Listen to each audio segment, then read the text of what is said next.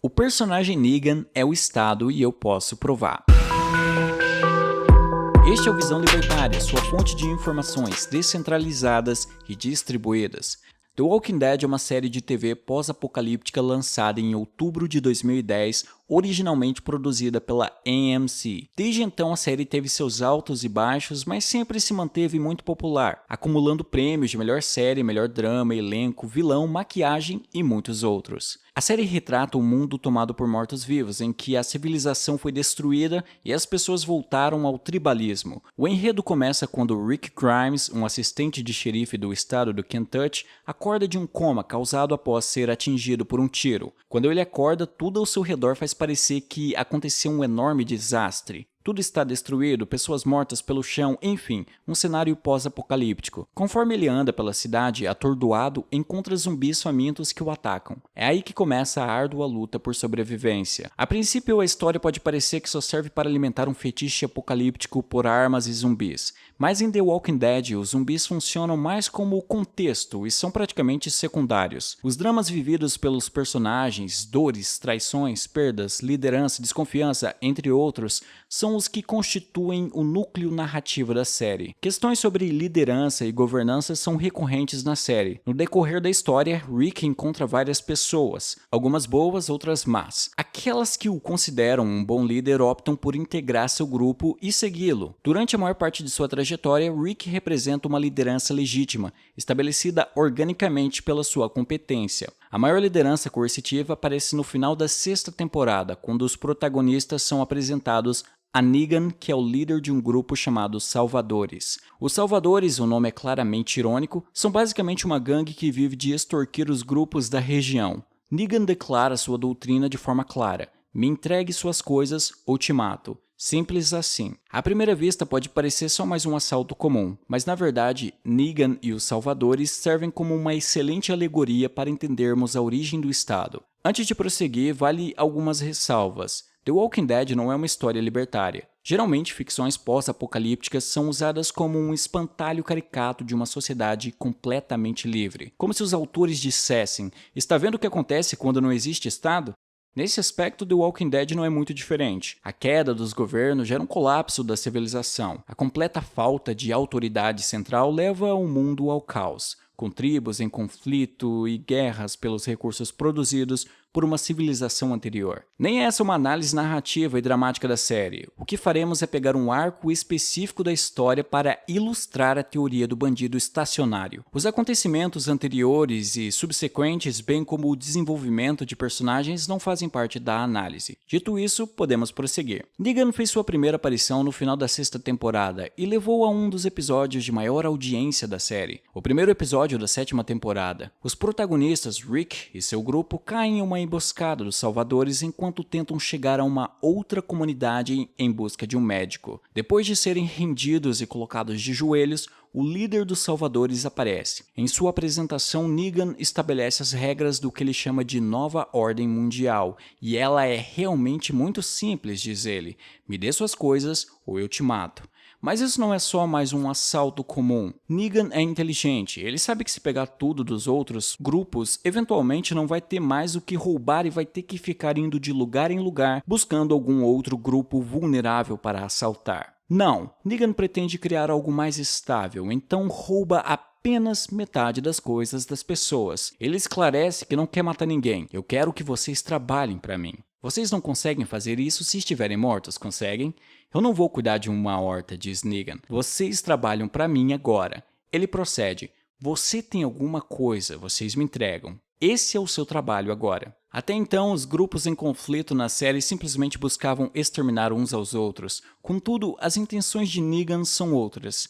Sua preferência é de absorver um outro grupo para dentro do seu. Ele vê o valor produtivo do grupo, mais especificamente os bens que eles possuem e suas habilidades que podem ser exploradas. Ele segue esclarecendo a situação: na verdade, vocês estão ferrados, mais ainda se não fizerem o que eu quero, e o que eu quero é metade das suas coisas, e se isso é demais, vocês podem fazer, encontrar ou roubar mais. Ele diz: esse é o seu modo de vida agora, quanto mais lutar contra, pior vai ser.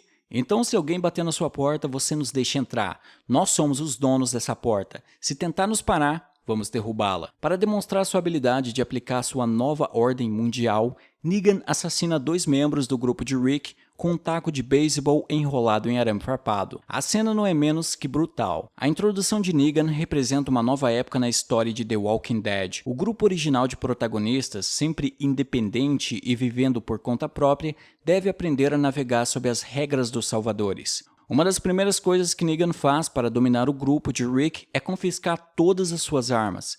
Ele alega que a segurança do grupo será garantida pelos salvadores, então não haveria necessidade de terem ou portarem armas de fogo. Não é dito explicitamente na série, mas fica óbvio tanto para os personagens quanto para quem assiste que os salvadores não têm interesse nenhum em oferecer segurança. Além disso, o real motivo do confisco das armas é simplesmente dificultar ao máximo qualquer tipo de resistência armada contra os salvadores. Qualquer semelhança com a realidade não é mera coincidência. Quando o Estado usa a desculpa de que irá te proteger e por isso você não precisa de armas, lembre-se dos salvadores. Os soldados do Negan também gozam de benefícios e privilégios. Os produtos roubados pelos salvadores são usados primordialmente para abastecer Negan e seus soldados. Para um mundo destruído como o de The Walking Dead, eles vivem com grande conforto, dispondo de energia elétrica, boa comida, roupas, cama confortável e outras benesses. Todas elas garantidas pelos produtos tomados rotineiramente dos grupos produtores que habitam a região. Tudo para maximizar a vantagem de ser um soldado. São o equivalente não só à polícia dos estados modernos,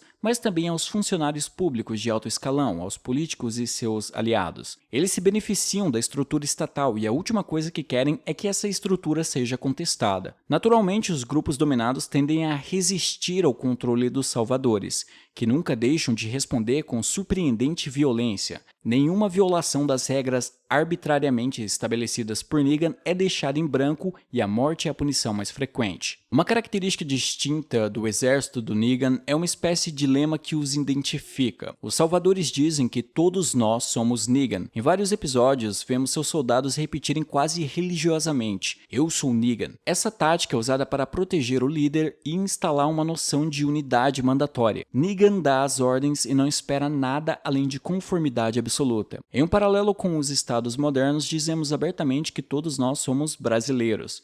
A diferença é que essa unidade artificial não é centrada em torno de uma pessoa, mas de um governo. No nosso caso, o governo do Brasil. Com o decorrer da história, descobrimos que praticamente todos os seus soldados já foram parte dos grupos dominados. Negan escolhia aqueles que achava mais suscetíveis para transformá-los em subordinados e, na prática, em coletores de impostos. A 7ª temporada da série tem inúmeras cenas de dominação, coerção, manipulação de incentivos, ameaças e, é claro, coleta de impostos, além de outras características que reforçam o paralelo dos salvadores com o Estado e suas origens baseadas na coerção e violência. Mesmo que os autores não tivessem essa intenção, Negan e seus salvadores representam os primeiros passos de um governo estatal. Eles representam o bandido estacionário. A teoria do bandido estacionário foi elaborada por Marcus Olson, um dos mais importantes cientistas políticos do século XX. É uma teoria histórico-factual, diferente da teoria filosófica e exercício de ficção que é a teoria do contrato social. Olson descreve a origem do Estado a partir das sociedades primitivas. Guardadas as devidas proporções, The Walking Dead nos apresenta um mundo em que o ser humano voltou aos tempos tribais, no qual ainda era preocupado em se manter a salvo de predadores. Os grupos eram compostos por algumas dezenas, no máximo centenas de pessoas, com contatos esporádicos e possivelmente letais. Os grupos mais fracos podiam ser constantemente atacados e saqueados, perdendo vidas, plantações e gados. Por outro lado, pilhar era conveniente, mas não fazia sentido viajar o tempo inteiro em busca de novas vítimas. O mais eficiente e produtivo era saquear de forma recorrente uma mesma comunidade. Para isso ser possível, a pilhagem não podia ser total. Isso era uma vantagem até mesmo para os saqueados. É melhor ser roubado de forma constante e leve do que de forma irregular e muito mais violenta. Ambos estão em melhor situação se o bandido se estabelece como estacionário, que monopoliza e racionaliza a pilhagem. O bandido estacionário cuida da população para aumentar sua produtividade e maximizar o volume da pilhagem, não para o bem comum. De fato, quando essas comunidades são dominadas por esses bandidos, elas são escravizadas. Quando Negan declara que Rick e seu grupo irão ter que trabalhar para ele, está apenas anunciando quais vão ser as condições dessa servidão. Na prática, o grupo de Rick foi escravizado por Negan. Em seu livro Anarquia, Estado e Utopia, Robert Nozick propõe uma história chamada de O Conto do Escravo. Nesse conto, Nozick pede ao leitor que se imagine um escravo em uma plantação. Em 9 etapas, ele gradualmente alivia as situações iniciais da escravidão, como se seu mestre parasse de te bater ou desse 2 dias de semana de folga, ou que você pagasse apenas uma porcentagem da sua produção até finalmente te conceder o direito ao voto. No final, Nozick questiona: a partir de que ponto a escravidão deixou de ser escravidão? Negan é a melhor e mais precisa alegoria para o surgimento do Estado na televisão. Não é por acaso que ele é o maior vilão da série. Ninguém gosta de ver indivíduos destituídos de seus direitos naturais, sem direito à liberdade e propriedade. Ter essa imagem narrativa e dramática nos ajuda a ver em ações e performance, não só em teorias e argumentos, os valores morais e éticos, ou os valores imorais e antiéticos, por trás do controle estatal imposto através da coerção. Podemos ver quase que obscenamente explícitas as motivações puramente egoístas que movem aqueles dedicados à vida política. Vemos que somos como o grupo de Rick sob o domínio dos salvadores. Nos lembramos que a única coisa que sustenta o Estado é a violência e a força. Assim como Rick, somos obrigados a entregar parte de nossa propriedade para não sermos violentados. Sob o domínio estatal, somos tão livres quanto galinhas no galinheiro. Obrigado por sua audiência. Esse artigo foi sugerido e escrito por Capivara Rapaz, revisado por JJ Liber e narrado por Alexander Bard. Se você gostou deste vídeo, clique no ícone de curtir abaixo e compartilhe o vídeo em sua rede social. Se você deseja ser notificado de outros vídeos, clique em se inscrever e depois no ícone da campainha. Até a próxima!